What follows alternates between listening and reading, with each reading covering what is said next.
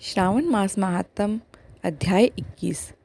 श्रावण पूर्णिमा पर किए जाने वाले कृत्यों का संक्षिप्त वर्णन तथा रक्षाबंधन की कहानी।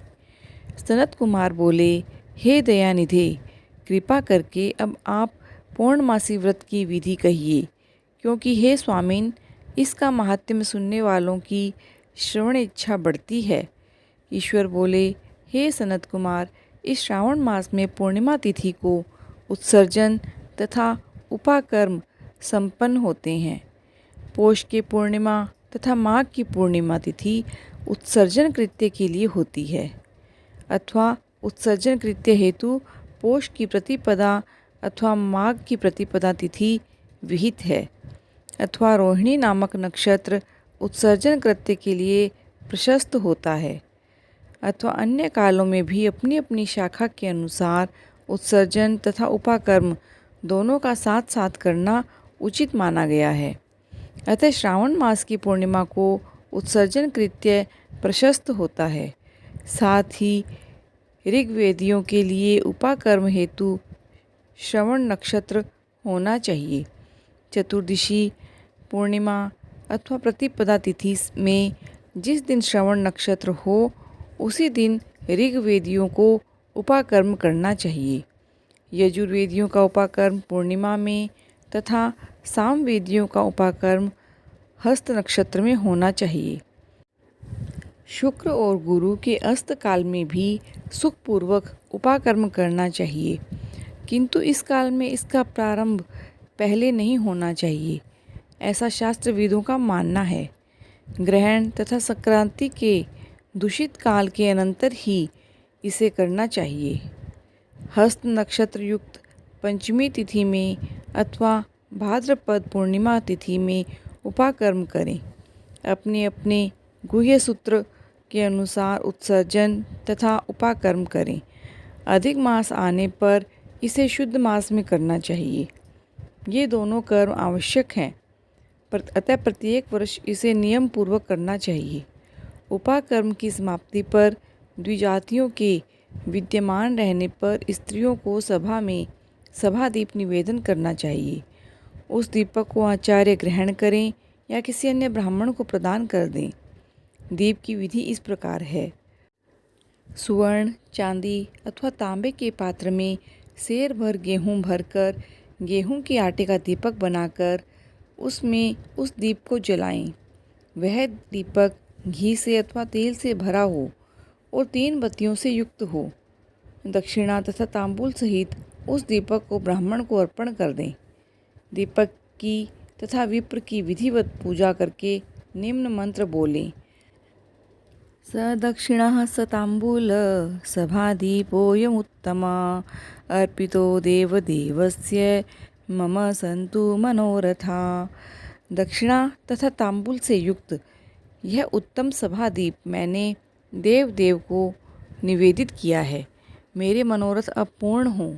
सभादीप प्रदान करने से पुत्र पौत्र आदि से युक्त कुल उज्ज्वलता को प्राप्त होता है और यश के साथ निरंतर बढ़ता है।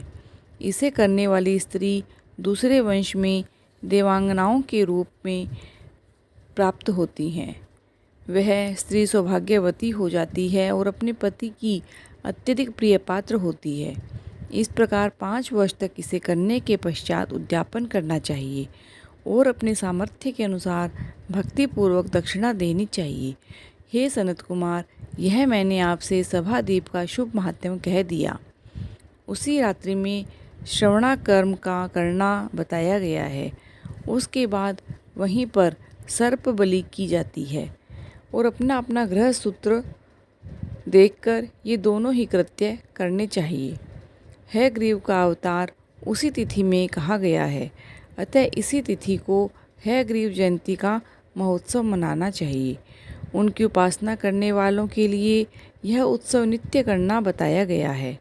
श्रावण पूर्णिमा के दिन श्रवण नक्षत्र में भगवान श्री हरि हयग्रीव के रूप में प्रकट हुए और सर्वप्रथम उन्होंने सभी पापों का नाश करने वाले सामदेव का गान किया।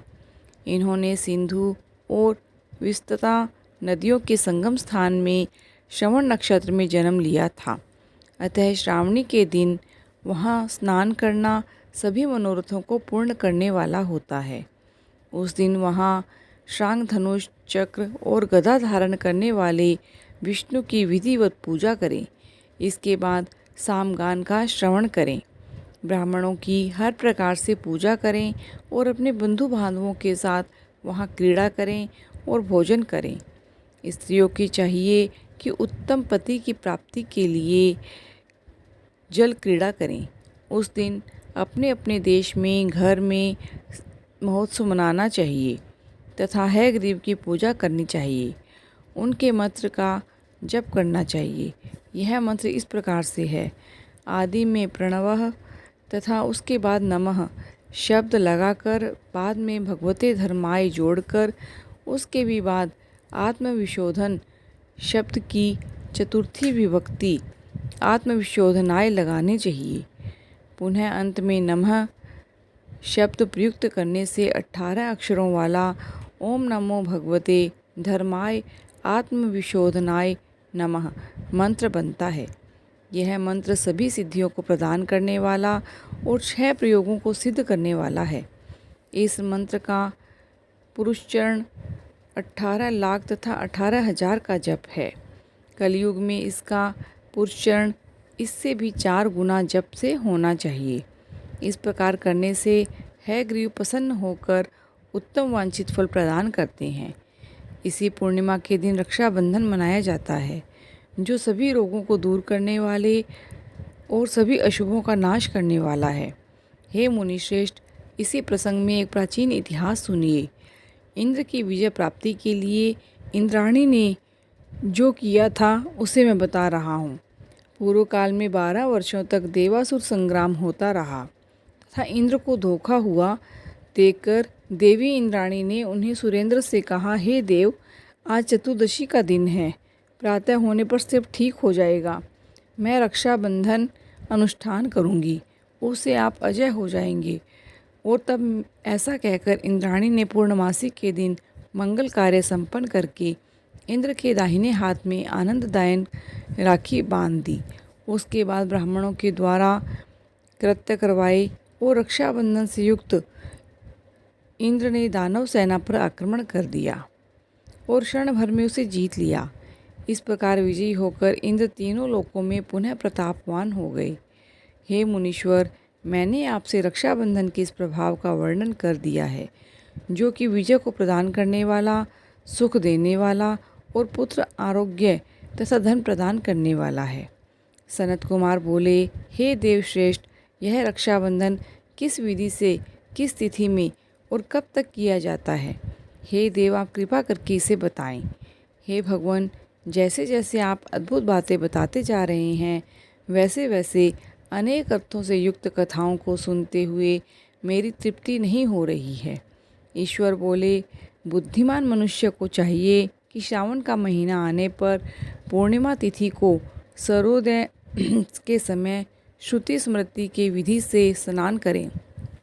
इसके बाद संध्या जप आदि करके देवताओं, ऋषियों तथा पितरों का तर्पण करने के बाद सुवर्णमय पात्र में बनाई गई, सुवर्ण सूत्रों से बंधी हुई, मुक्ता आदि से विभूषित, विचित्र तथा स्वच्छ रेशमी तंतुओं से निर्मित, विचित्र ग्रंथियों से सुशोभित, पदगुच्छों से अलंकृत, शर्षस तथा अक्षतों से गर्भित एक अत्यंत मनोहर रक्षा और राखी बनवाएं।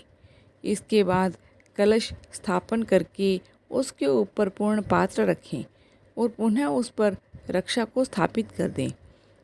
उसके बाद रम्य आसन पर बैठकर सुहृदय जनों के साथ वरांगनाओं के नृत्यगान आदि तथा क्रीड़ामग्न कृत्य में संलग्न हो जाएं।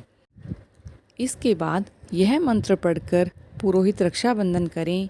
येन बद्धो बली राजा दानवेंद्रो महाबला तेन त्वाम अनुबंधामि रक्षे माँ चल। जिस बंधन से महान बल से संपन्न दानवों के पति राजा बलि बांधे गए थे, उसी से मैं आपको बांधता हूँ। हे रक्षे, चलायमान मत हो। ब्राह्मणों, क्षत्रियों, वैश्यों, शूद्रों तथा अन्य मनुष्यों को चाहिए कि यत्नपूर्वक ब्राह्मणों की पूजा करके रक्षाबंधन करें। जो इस विधि से रक्षाबंधन करता है वह सभी दोषों से रहित होकर वर्ष पर्यंत सुखी रहता है। विधान को जानने वाला जो मनुष्य शुद्ध श्रावण मास में इस रक्षाबंधन अनुष्ठान को करता है वह पुत्रों, पौत्रों और सुहृदजनों के सहित एक वर्ष भर अत्यंत सुख से रहता है। उत्तम व्रत करने वालों को चाहिए कि भद्रा में रक्षाबंधन न करें, क्योंकि भद्रा में बांधी गई रक्षा विपरीत फल देने वाली होती है। इस प्रकार श्रावण मास महात्म 21वां अध्याय पूर्ण हुआ। बोलिए सत शिव शंकर भगवान की जय।